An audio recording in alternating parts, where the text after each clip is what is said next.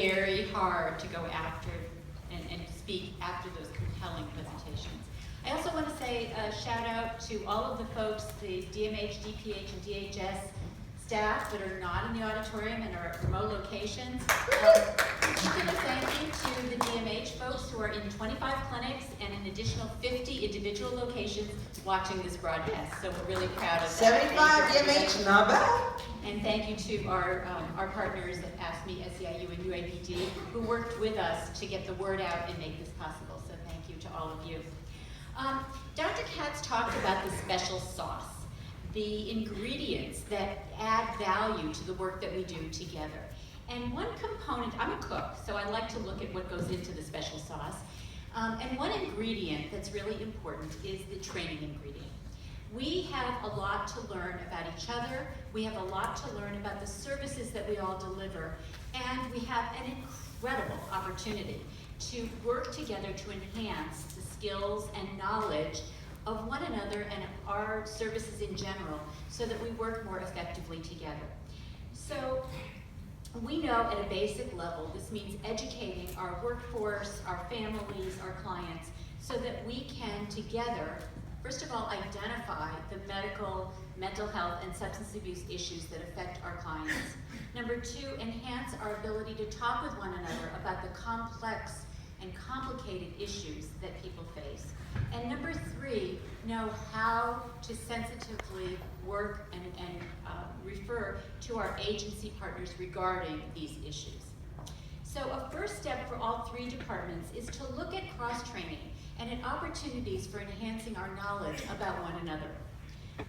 We have done a lot over the last year since the agency was established, and this is a time of incredible opportunity. During the coming year, we're going to see a whole lot more. So I just want to give you a taste of what some of the departments are doing in collaboration with one another. DMH, for example, has developed Health 101 and Health 102 videos that are intended to train mental health and substance use staff about identifying the most common medical issues faced by adults and children. The videos are posted on the DMH website, and we've shared them with public health. And by the way, Health 102, which is about the medical needs encountered or issues encountered by children, has been shared also with DCFS. DMH is also conducting mental health first aid training and also ECPR training. We continue to do that too.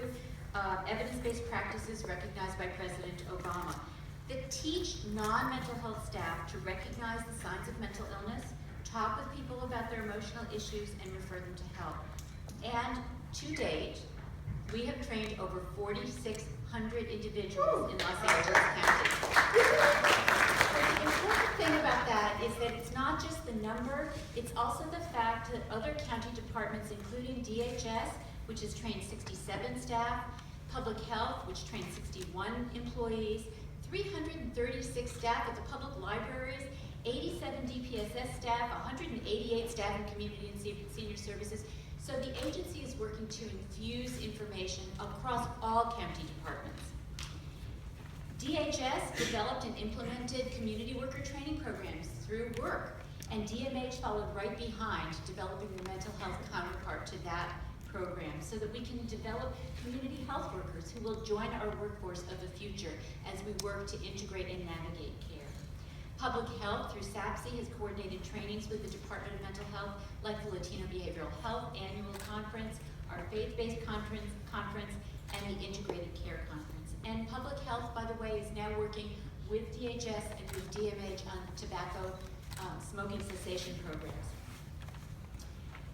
In addition, eConsult. Although we don't think about eConsult typically as an educational program, what we do know is that as we refer clients back and forth and as professionals share information about those referrals that we're receiving, we're also working to educate each other.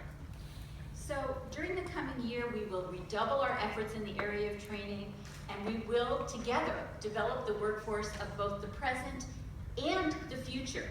One in which there are no barriers to the knowledge that is required for us to work effectively together to promote health and well-being for the clients that we together serve. Thank you. That was good. That was excellent. I want to be in that training, all right?